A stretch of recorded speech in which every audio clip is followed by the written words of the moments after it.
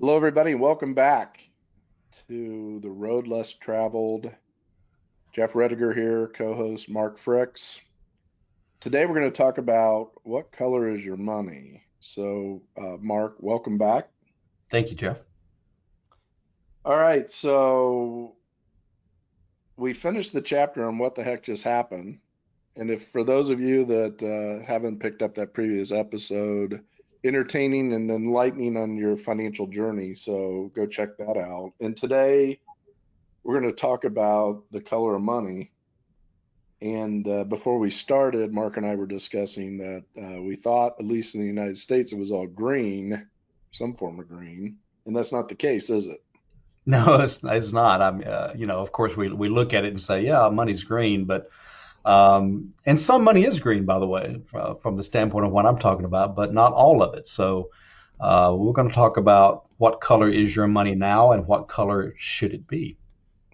So you have, in your planning strategies, you break it down. So let's get into that. And when you're dealing with federal employees as they're approaching retirement, you have different buckets, and then you color code the way they should be handling their assets and their money at retirement. So can you get Exactly. into that a little bit?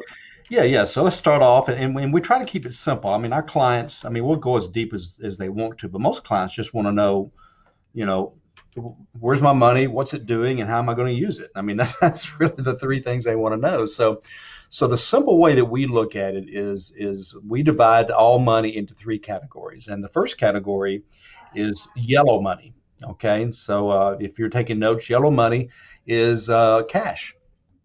It could be in the bank, it could be in a CD, it could be in a money market, it could be in your mattress, but yellow money is cash. And the reason we color that yellow is because you have to be cautious with yellow money or cash because it can feel kind of comfortable having the safety of a bank or whatever because you can always get to it. It's liquid, it's protected, but you lose money every day that it's in the bank, right? I mean, a bank's paying zero point 0.1 and inflation's real inflation's around 4%. So you're losing 3.5 or 3.75% money interest every year. And so, but we need some there, right, Jeff? We've got to be able to go to the bank and we got to be able to pay our utility bills. So we do determine with each individual client how much is the right amount to have in cash. Normally, we kind of consider between 2 and 5% of their assets, but maybe you're saving up for a car, or maybe, you just sold or got an inheritance and you don't know what to do with it. So there are exceptions to that. But that's kind of the general rule. So that's the first color of money. And it has three attributes, as do all colors of money. So the three attributes are safe and liquid are the positive attributes. And of course, the negative is lack of a return. Okay. The next color of money is what we call red money. Think of red as risk, red danger, red stop, red be careful. Okay, and so red money is money that is in some type of an investment. So you can heap great rewards, and you can also suffer great losses. And so investments are the one thing that can go down, whereas cash, like I said, theoretically, is protected. So red money could be stock market, bonds, it could be mutual funds, it could be a variable life or variable annuities because they're in the market. It could be land, it could be precious metals. So anything, it could even be beanie babies, right, Jeff? I think you have a big collection of beanie babies, don't you? Uh, Back in the 90s. So This those is could this be. is this is out on the out on social media and is all over the internet. So thanks for sharing that. Now the world knows. Well, people want to know you better, Jeff. They want to know the real Jeff. All right. So anyway, so that's red. So the attributes are red. They have two positive, just like yellow, but they're different positives. Um, Return is one of the positive attributes of red money, and liquidity typically is a quality of red money. Now, land may not be liquid, but most money and investments are liquid. Okay.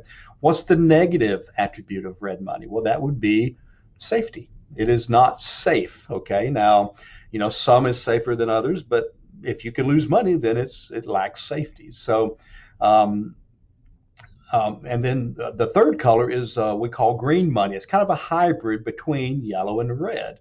So green has a better return like red money, but its principal is protected like cash. So that's the two positive attributes: better return, principal protected. The negative on green money is it is less liquid, or there can be a cost to its liquidity. So think of this. Jeff, do you have any idea of what the world's biggest annuity is? I would say the world's biggest annuity would be, let me just take a guess and say the United States Social Security retirement income. You're exactly correct. Social Security rules are based on an annuity. You Yep. put money in so that one day you get a guaranteed income. Okay. So, kind of Social Security could fit in green, although it doesn't belong to you. The asset doesn't belong to you. Your FERS pension or any other pension fits there. It's protected, guaranteed income. Okay. A lot of times people don't have enough guaranteed income, so we can go out and purchase a personal annuity. Now, let me warn people: there's only about 5% of annuities out there I would touch, but the right annuity can be a powerful way to plug income gap. So that's green money. Okay, so we start off by examining where people are currently when they come to see us. And so I'll tell you a little story here. When I was a little kid, I used to play pee wee football. Okay. We were like 5, 6, 7 years old. And basically, if you watch the game, it was 11 kids running after the ball carrier. That was the play, right? Go after the ball, wherever it may be. As I got older, got into middle school, and then even into high school, I began learning a particular position or maybe one or two positions. Based on my size, my strength, my speed, or whatever, I began specializing. If somebody makes it to college, it becomes even more specialized. And then by the time, if you make it to the pros, I'm in the Atlanta area. I've been here all my life. And so I'm a Falcons fan. Whether that's good or bad, I don't know some days, but I am an Atlanta Falcons fan. And so I ask people, I say, okay, Matt Ryan, I think it's a Hall of Fame quarterback. And how often does Matt Ryan play offensive guard? I would say probably never. Linebacker, no. Kick field goals, no. What does he do? He plays quarterback, and he does that every day in practice. And so that is his best thing. Okay, that's his job. That is what he practices. So I want you to think of your money that way too. Okay, so when you're in your 20s and 30s, your money's really not specialized. It's usually in one or two big buckets because you have a 401k at work or a thrift savings plan, a 403b or whatever. And so it has one job. And Jeff, what do you think that job is? That job would be to make sure that you have a stream of income. No. In those years, Well, that job is to grow, right? From age 25 to well, okay, 45. yeah, right. Yeah. So job to Now, grow so that you can have a steady stream of yes. income later in Yes, sir. life. So Yeah. But during I that get time partial, period, I get partial credit for that answer then? no, I'm not that lenient. Okay. So Well, I got the first one, so you're batting 50 or mm, 500. okay.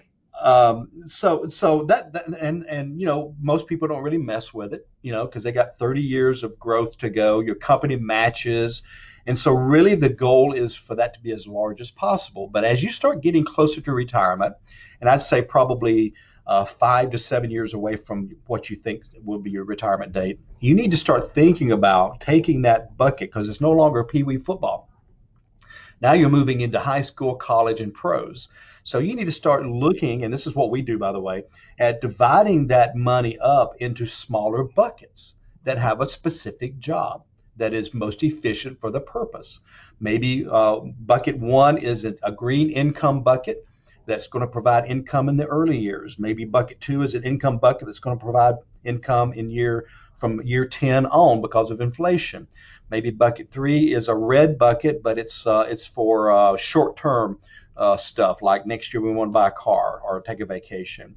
Maybe bucket four is a long-term growth for healthcare in the future. I mean, so I have clients that have 8, 10. I've got a couple of clients that have 14, 16 buckets, okay, each with a job. So we apply the colors, and then we further break it down based on, how is that going to actually function. and what is the particular time frame, and also how is it taxed? Is it taxable? Is it tax free? Is it tax deferred, or what? And so it does become more complicated, but the simplicity of the colors is important to know because I think it gets people to thinking about where they are now and where they need to be when it comes to the color of their money. So you also mention in this chapter, and I want to see how this ties into the color of money, the rule of 100. So can you share with the audience how that, as you get older, how the rule of 100 applies and how that ties into the color of money? Yeah, yeah, absolutely. It's now. First of all, I want to say that I don't really like rules like this from a standpoint of somebody just taking off with it. It's kind of like when you read these articles saying if you're age 60, you should be Right, 60% in bonds and 40. That's kind of right. hogwash. It's That has almost nothing. like a starting point, right? To Yeah, get it people is. Thank you. thinking about, okay, conceptually, this is the way it would look, but now let's get into the details of what's behind all your assets and your planning. Yeah, and what's specific to your situation, right? Correct. Everybody's different. But the rule of 100, generally speaking, is you take the number 100, you subtract your age, and I usually subtract the age of the older of the couple. So if there's somebody that's a little bit older than the other one, use that age. So let's use 60. 60 from 100 is 40. So 40 is generally speaking the amount of money you should have in red risk money. Okay. And then the other 60 is a little bit in cash and then the rest in green. And so now you've got maybe 55% of your money protected, earning good money, able to produce future income, a little bit in cash, and then 40% in the market because we still need some growth. We still need to outpace inflation and other things like that. So, and think of it this way, red money, risk money, we call that hope so money. There is no guarantee that that will be there. There is no guarantee that will grow. There is no guarantee that it won't run out.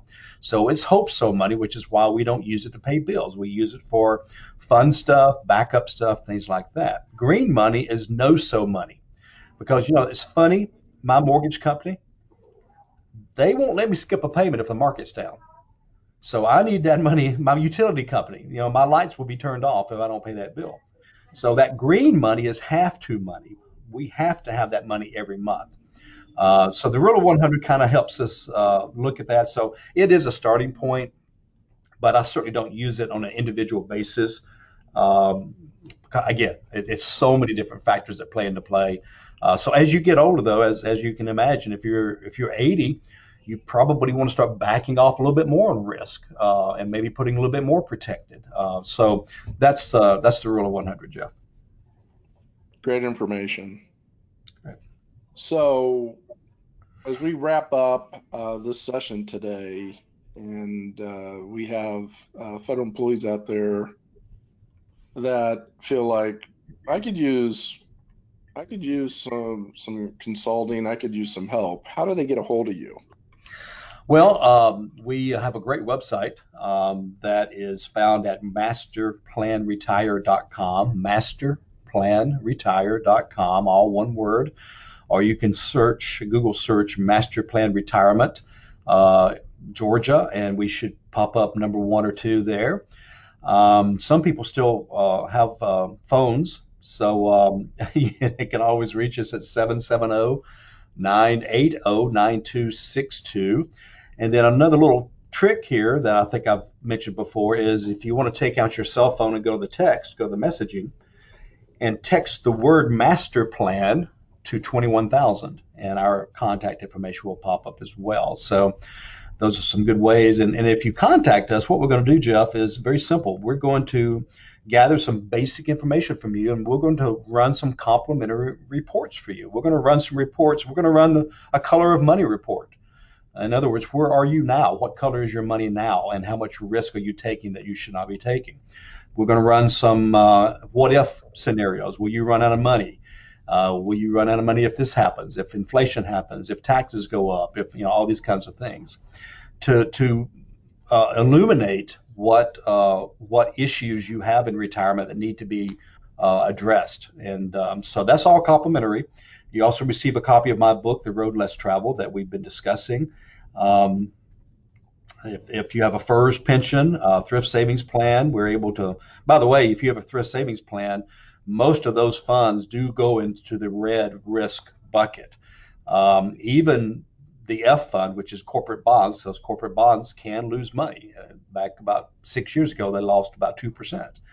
The G fund, probably not, but if you're keeping all your money in the G fund, we need to talk for sure because that's not a good place to be anyway. Um, so anyway, that's what the folks get, and we can typically we will conduct that meeting via the internet, and be able to share our screen with them and go over the reports with them. So it's really a good idea to do that just to get a checkup. Even if you have somebody you're working with, most people we find out they're working with an advisor, but not a retirement consultant. And not a retirement consultant that is certified in working with federal workers, which we are. We Right. understand how your rules work. We know that Fegley is not a disease. We know that FERS is not something that grows. Well, I'm not going to go that far, but on the back of Well, your the neck. How about that? Bagley can be a disease if you keep it into your 70s, Oh, that's true. It's a because it's disease going to get called, very cost prohibitive. yes, So yeah, that's Mark's true. team can help you with that. So you can Yeah. also catch you can also go to Amazon and pick up Mark's book, The Road Less Traveled: Turning Your Retirement Worries into an Excursion of a Lifetime. And a little plug for Fed resource here for federal employees. Go check out fedchecklist.com, www.fedchecklist.com. 12 must ask questions that you need to have answered as a federal employee before you retire. There's also a workbook budget that you can download there.